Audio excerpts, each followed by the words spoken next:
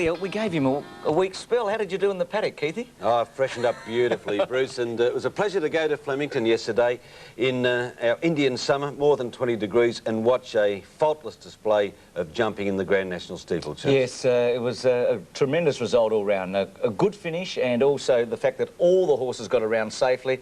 And a good story for steeplechase racing, which often doesn't get good stories all round yesterday at Flemington. That's right, and the last of the spotlight on Brisbane, I suppose, Bruce. The carnival there has virtually wound up, only the Grafton meeting to come. Yes, it has, and Wayne will be talking to us in a moment, but let's go to the Grand National. And Ken Ramo looked some hope here of catching Outstride, didn't he? Outstride having his first run over the bigger fences, having come through the Grand Nationals both in Tasmania and in Melbourne. Well, at the 24th of 28 jumps, Ken Ramo really hit the obstacle. Knocked the wind out of him a bit, but personally, Bruce, I think that Outstride, the Tasmanian, outstayed Ken Ramo. He goes on to a 3-length victory. This is Craig Hedditch aboard. He's only 23. The win in the Grand National will tempt him to move to Melbourne. Here's Ken Ramo making his charge, but again, Outstride called on reserves of staying energy. This was his first start in a steeplechase, and it was the Grand National. A wonderful performance. Only sad note, Bruce, was that the former owner of Outstride, Ray Trinder, who made famous in Melbourne with his win in the 1972 Melbourne Cup with Piping Lane, died only last month, aged 92. And he'd won 4 nationals in Tasmania, and he missed this excitement, but his son got his just desserts yesterday. Yeah, he had a great innings, and then Jim Houlihan, 81 years of age, having the runner-up and just missing the double he was going for, wasn't he? Yeah, Jim was hoping for that double, but maybe next year. He's only a young fellow. He is a young at 81. Tell us about Spring Theme yesterday. What did the trainer say? He's got bad knees, bad joints, bad feet, 2 bowed tendons, yet he wins the Winter Championship. He's trained by Robbie Griffiths and was ridden by his son Rod. Robbie is 26, weight forced him out of riding, and it's for Rod it's having a battle too. He's yesterday rode half kilo overweight, barrier 14, Spring Theme, a city maiden until yesterday. This is the hottest field that could be assembled in winter. It's the Winter Championship, and Spring Theme wins most convincingly. It was a good field with a lot of depth. True Identity, who's trained by Mark Bairstow, the famous Geelong footballer, was leading, but Spring Theme, you can see him heavily bandaged, Keith, right over the top of Mr. Untouchable. It's a strong win, Bruce, and I think there are more city wins for Spring Theme, and True Identity, the horse you mentioned, was responsible for a fast time and a fast pace, and that suited Spring Theme at the finish. Now, Wayne, you've been chafing at the bit. How are you going up there in sunny Queensland? Very well, thank you, Bruce. Well, there was a touch of spring, I thought, at Flemington yesterday with horses like Big Sky Montana and Mr. Marauding. But yours was really closing down, wasn't it, the carnival yesterday, Wayne, with unequalled successful in the Ascot Handicap and also the St Ledger Stakes. Yes, the St Ledger was won by Filament, a new track record time, and Unequal looked pretty good in winning the Ascot Handicap. Kelso Wood has done a top job with Unequal. The horse's confidence has been shattered a little bit with wet tracks up here in the early part of the carnival, Bruce, and then a bumping from pillar to post in the Doomben 10,000.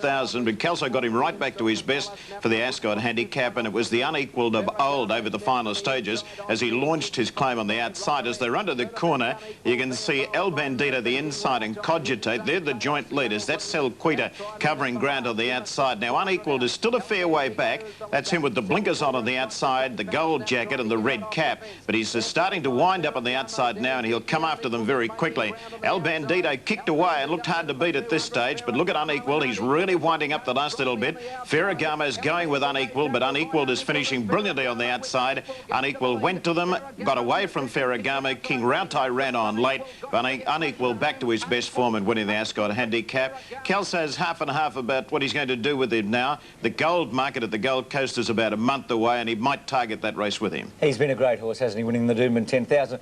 I reckon this is the best thing I've ever seen beaten sent away. I had to look at the tape about 10 times today. What did you think in the St Ledger? Oh, yes, he should have won. We don't want to take any of the shine away from Filament's win, but Centaway should have won this St Ledger. He was boxed up behind them, going for a run. He was halfway through the run, then he got squeezed out. Had to pull him to the outside, and he finished brilliantly the last little bit.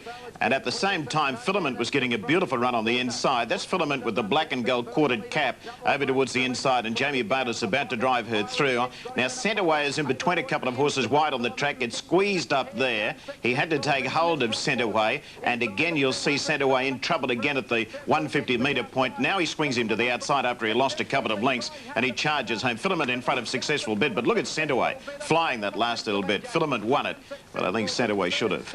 Quite. What do you reckon, Keith? You had a good look there? Well, depending on the race start time, Bruce, he was either the best thing beaten before or after Big Sky Montana at Flemington yesterday. Yes, it looked unlucky. Hariba apparently galloped on the Gold Coast yesterday. Mickey Clark went up there, didn't he? Yes, Michael Clark came up here and rode Hariba in that gallop yesterday. Mick Dittman rode him last Saturday and declared that Hariba was the fastest horse he'd ever been on in track work. Michael Clark rode him yesterday. By the way, Mick, after riding him the previous week, made himself available for the mount. That's why Michael Clark was here yesterday. Michael Clark said he's the fastest horse he's ever been on in his life. He worked over 800 metres in just a tick over 46. Connections are half and a half about the Ramornie next Wednesday at Grafton. My tip is that they'll miss the Ramornie and go for the Missile in Sydney. It's a wrap, isn't it, when you consider Michael Clark rode special the day she ran the record at Flemington for 1,000 and it still stands. Yes, Hariba's a very fast horse, and if he runs in the Ramornie, he'll win. Tell us about Melbourne Cup news, Keith. There's plenty of it this morning. Well, in England, Tommy Stack, the trainer of Zimzalabim, the Irish stayer, has asked... Say that again. What's the name of the horse? Zimzalabim. Good.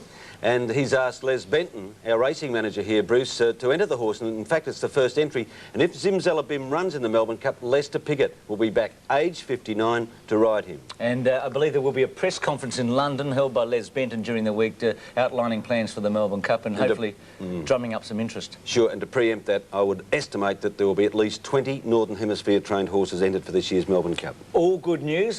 Are you calling the Melbourne Cup this year? Wayne Zimzalabim would be hard and a close one, wouldn't he, to get out? It would be. Spit that one out.